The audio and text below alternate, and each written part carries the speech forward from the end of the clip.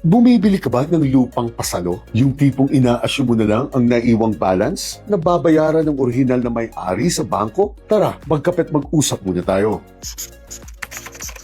Dahil ang usapang pasalo, although hindi naman po ipinagbabawal talaga ito po ay napakadelikado para sa magkabilang partido. Dahil una, ayon po sa ating batas, ang pagpapalit ng debtor o ng umuutang sa isang legit na pautang ay itinuturing ng isang novation o malaking pagbabago sa naging usapan nila. Kaya hindi po pwedeng gawin ito na walang paalam at hindi aprobado ng nagpautang sa inyo. Kaya nga kapag ginawa po ninyo ito at nalaman po ng developer ng pag-ibig o ng bangko ito, maaari po nilang buhayin ang tinatawag na acceleration clause sa mga pinirmahan ninyong dokumento at gagawin na nilang due and demandable na kaagad ang kabuuan ng utang ninyo. At kapag hindi ninyo nabayaran kaagad ito, i-foreclose nila ngayon ang lupang isinangla ninyo. At pangalawa, nakasasama po ito sa seller ng lupa dahil madalas pong mangyari na matapos po nitong ipasa ang possession o ang paghawak ng lupa sa buyer niya, kapag hindi po hinuhulugan ng tama ng buyer na ito ang nasabing hulog para sa lupa, ang seller pa rin po ang sisingilin ng nagpautang sa kanya. Dahil sa mata po ng developer, ng pag-ibig o ng bangko, ang seller pa rin po ang may-ari ng lupa at ang umutang sa kanila. At ang pangatlo, nakasasama rin po sa buyer ito dahil madalas din pong mangyari na kahit siya na ang may possession o ang nakatira na sa lupa, legally po ay nakapangalan pa rin ang titulo ng lupa sa nagbenta sa kanya. At dahil ito po ay nananatiling nakasangla kapag may iba pang utang ang nasabing nagbenta sa developer sa pag-ibig o sa bangko, maaari pa rin po ma-foreclose,